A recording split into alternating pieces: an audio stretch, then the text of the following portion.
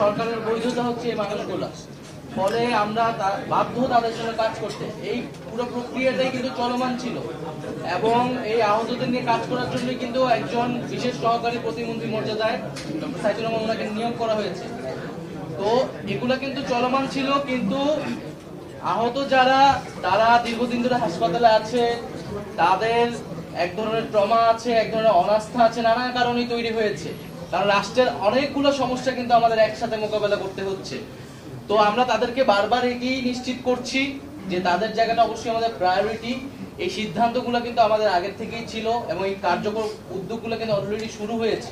শুরু হওয়ার প্রথম ধাপ হিসেবে কিন্তু এই বিশেষ সহকারী নিয়োগ প্রদান, সেটি কিন্তু এই দাবি বা আন্দোলন এগুলোর আগেই কিন্তু হয়েছে। গতকালকে একটা অনাকাঙ্ক্ষিত পরিস্থিতি হয়েছে, এক ধরনের মিসআন্ডারস্ট্যান্ডিং হয়েছে, সেটির ভিতরে তাদের একটা ক্ষোভ তৈরি হয়েছে। আমরা রাতের বেলা কিন্তু ক্ষোভ যে নিরসন করা হয়েছে এবং ওনাদের সাথে কিন্তু আমাদের এর আগেও বসা হয়েছে এবং আমাদের কিন্তু ফর্মালি তাদের সাথে কিন্তু আমাদের যোগাযোগ হচ্ছে। ফাউন্ডেশনে কথা বলতেছি, ব্যক্তিগতভাবে আমরা কথা বলতেছি। আমরা কিন্তু তাদের সাথে তাদের দাবি দেওয়াগুলো কিন্তু আমরা অনেক আগে থেকে শুনতেছি, আর দাবি দেওয়ার থেকে আমাদের জায়গা থেকেও এই উদ্যোগগুলো আছে।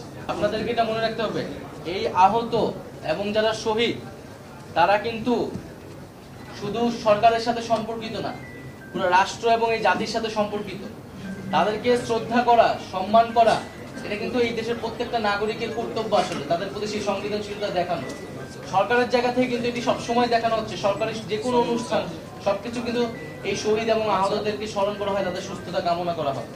কিন্তু আপনি দেখবেন যে আমরা দেখতে পাচ্ছি যে আমাদের রাজনৈতিক আলাপে, কথাবার্তাতে, মিডিয়াতে কিন্তু তাদের বিষয়গুলো কম ফোকাস হচ্ছে এবং এটা কিন্তু সরকারের নির্দেশনার বিষয় ছিল না, এটা কিন্তু তাদের নিজস্ব ভাবেই করার কথা ছিল। এই মিডিয়াগুলোর, রাজনৈতিক দলগুলোর কথা আপনারা বিবেচনা করেন, রাজনৈতিক দলগুলো কিন্তু এই শহীদ আহতদের নিয়ে কাজ করা কিন্তু তাদেরও রাজনৈতিক কর্তব্য।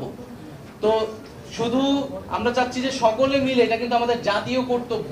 তো সেই জাতীয় কর্তব্য যাতে আমরা কেউই অবহেলা না করি এবং আমরা এই সরকারই তাদেরকে সর্বোচ্চ সুযোগ সুবিধা নিশ্চিত করতে পারে।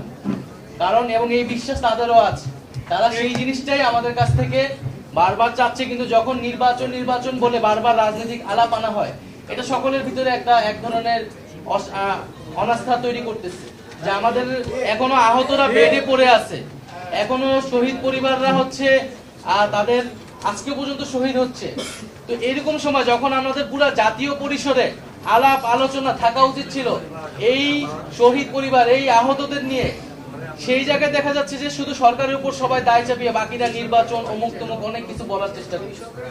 তাই আমরা সকলের কাছে আহ্বান জানাবো যে আমরা যাতে পুরো ন্যাশনাল ফোকাস আমরা এই মানুষগুলোর প্রতি দেই, এই শহীদ পরিবার, আহত এবং আহত পরিবারদের প্রতি দেই, সরকারের জায়গা থেকে, বেসরকারি জায়গা থেকে।